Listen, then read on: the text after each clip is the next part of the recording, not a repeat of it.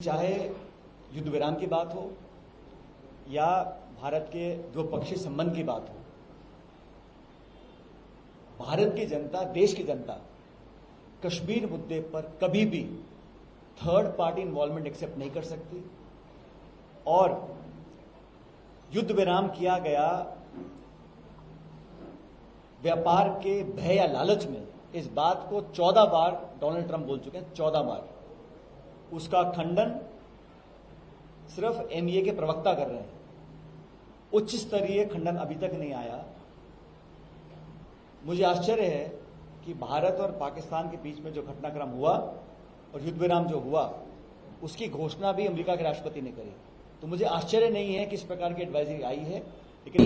लेकिन हमारे जो डिपार्टमेंट्स हैं, सेल्स हैं, जिला कांग्रेस कमेटी है, ब्लॉक कांग्रेस कमेटी है, मंडल, बूथ, उन सब पर हम लोग लगातार चेंज भी चाहते हैं। और आप जानते हैं, उदयपुर में जब डिक्लेरेशन कांग्रेस पार्टी ने किया था तो वहां पे हमने एक रेजोल्यूशन पास किया था कि 50% जो कांग्रेस पार्टी के पद होंगे, 50% पद वो एससी, एसटी, दलित, महिला, नौजवानों को दिए जाएंगे, 50%। तो उस पर अमल करना आसान नहीं है, क्योंकि कई क्षेत्रों में इस वर्ग के लोग कम राजनीति में आते हैं। लेकिन हम कोशिश कर रहे हैं कि नौजवानों को और जो वंचित वर्ग है, और जो राहुल जी बोलते हैं कि जो लोग पिछड़े हैं, जिन लोगों को रिप्रेजेंटेशन नहीं मिल रहा, वो देना एक पॉलिटिकल पार्टी की जिम्मेदारी है। और मुझे खुशी है कि कांग्रेस में चाहे खड़गे जी हो, चाहे राहुल गांधी जी हो, मुखर होकर अब एक कास्ट सेंसस की मांग हम लोगों ने करी थी। बीजेपी के लोगों ने क्या नहीं बोला हम लोगों को, अर्बन नक्सली हैं, जातिवाद फैलाते हैं, देश को तोड़ना चाहते हैं, और कांग्रेस पार्टी देश आगे जा रहा है, कांग्रेस पीछे, ऐसा बोलते थे। लेकिन जब उनको लगा कि हमारी मांग को अधिकांश देश की जनता चाहती है, और हम लोग, सुन लीजिए, मैं स्पष्ट करना चाहता हूं, कांग्रेस ने कभी ये मांग नहीं की कि हम किसी व्यक्ति की सिर्फ जाति जानना चाहते हैं, उससे कोई लाभ मिलने वाला नहीं है।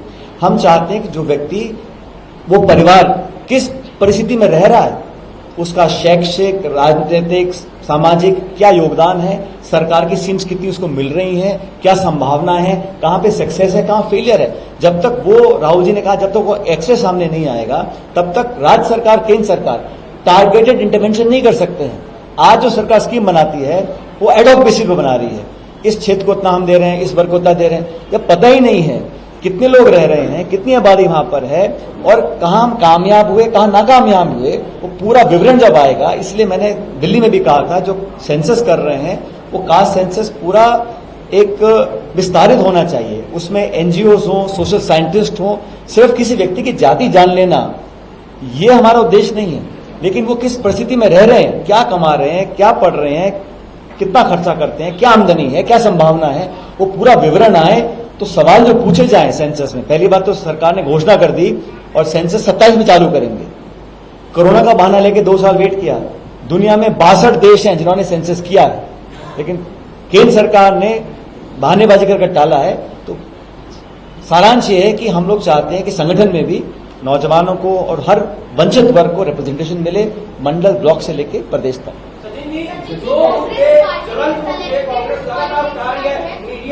परंतु वो मुद्दों का अभाव आम जनता के बीच और सड़कों पर नहीं दिखाई देता। कई ऐसे ज्वलंत मुद्दे हैं जो कांग्रेस लगातार मीडिया में उठा रही है, लेकिन आम जनता तक वो संदेश पहुंच नहीं पा रहा है। कि जहां तक मुद्दों की बात है, जो मुद्दा जनता को प्रभावित करता है वो कांग्रेस का मुद्दा है। हम लोग मुद्दे स्वयं से नहीं बनाते।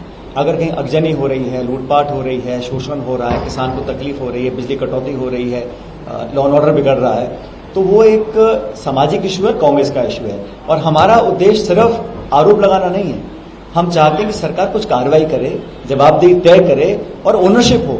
अगर पब्लिक में कहीं संतोष है, लोग कुछ बदलाव चाह रहे हैं, तो जनता की आवाज बनना हमारी पार्टी का काम है। हम वो कर रहे हैं और पूरी ताकत से कर रहे हैं। जहां कर भी सूचना मिलती है, हमारे सब नेतागण यहाँ मौजूद हैं, अध्यक्ष जी हैं, एलओपी हैं, भूपेश जी हैं, सिंघदेव साहब हैं, हम सब मुद्दों को उठाते हैं। और जनता का डर अगर ना हो तो सरकार कुछ ना करे, लेकिन इसको और रेखांकित करने के लिए जो 7 तारीख को सभा होगी, उससे सरकार समझ जाएगी कि जनता कहां खड़ी है। सचिन जी, एक सवाल था, आपने कहा है कि आपने जो जल, जंगल और जमीन को लेकर गहरी चिंता जताई। आपने ये भी कहा कि जो ठंडे के लिए यदा कदा प्रधानमंत्री और गृह मंत्री यहाँ पर आते रहते हैं और बाद में वो जो है कसरत मिलती है, और उन्होंने एक तारीख तय कर दी 31 मार्च 2026 तक नक्सलवाद पूर्णरूपेण खत्म हो जाएगा। परसों भी यही कहकर गए और हमेशा वही कहते हैं। क्या आपको ये संभव लगता है कि देश में आतंकवाद हो, नक्सलवाद हो, हिंसा हो, वो किसी को भी स्वीकार्य नहीं है। वो कोई दल का हो, कोई सरकार का हो, हम सब चाहते हैं कि देश में शांति हो, विकास हो, और जो भी कार्रवाई होती है वो कार्रवाई हमारे सैनिक करते हैं, अर्धसैनिक बल के लोग करते हैं, पुलिस करती है, हमारी फौज बॉर्डर पर करती है। उस संकल्प के साथ हम सब लोग हैं। लेकिन मुझे कहने में कोई संकोच नहीं है कि जब सरकार भूपेश जी की कांग्रेस सरकार थी, हम लोगों ने बहुत सारे काम किए, लेकिन उसमें जो हिंसा का रास्ता नहीं छोड़ रहे हैं उनके साथ हमको टैकल करना पड़ेगा। लेकिन जो हम लोग कर सकते हैं पुलिस एक्शन के अलावा, वो काम भी करना चाहिए। और मैंने कल भी कहा था कि जो भी एक्शन सरकारें लेती हैं वो पारदर्शी एक्शन हो, और सरकार किसी भी कदम को उसको राजनीतिक नहीं लानी चाहिए। और अक्सर मैंने देखा है कि इसको पॉलिटिसाइज करने की कोशिश की जाती है। कांग्रेस ने कभी ऐसा नहीं किया और नाम करना चाहते हैं। हम सब चाहते हैं कि अमन चैन हो, लोगों को साथ लेकर कार्रवाई करी जाए, और जो हिंसा का रास्ता नहीं छोड़ते हैं उस पर कठोर कार्रवाई हो। वो समय सीमा कारगर होगी नहीं, ये समय बताएगा। पॉलिटिक्स को लेकर के आरोप लगता है, और ये आरोप और कोई नहीं, कांग्रेस पार्टी के छोटे नेता भी कभी लगाते हुए नजर आते हैं, उनके कार्यकर्ता भी लगाते हुए नजर आते हैं। इसको लेकर के कांग्रेस पार्टी कौन से आरोप? कौन से आरोप? Selective politics. वो क्या होता है सिलेक्टिव पॉलिटिक्स? किसी भी एक चीज को लेकर, चुनिंदा व्यक्ति या किसी चीज को लेकर के जिस तरीके से कई सारी बातें निकल कर आई। मैं आपका सवाल समझ नहीं पाया। हम लोग सिलेक्टिव पॉलिटिक्स नहीं करते, हम लोग तो इशू बेस्ड पॉलिटिक्स करते हैं। व्यक्ति विशेष की बात नहीं है, ये जनता की बात है और पूरे संगठन की बात है। और मैंने शुरू में कहा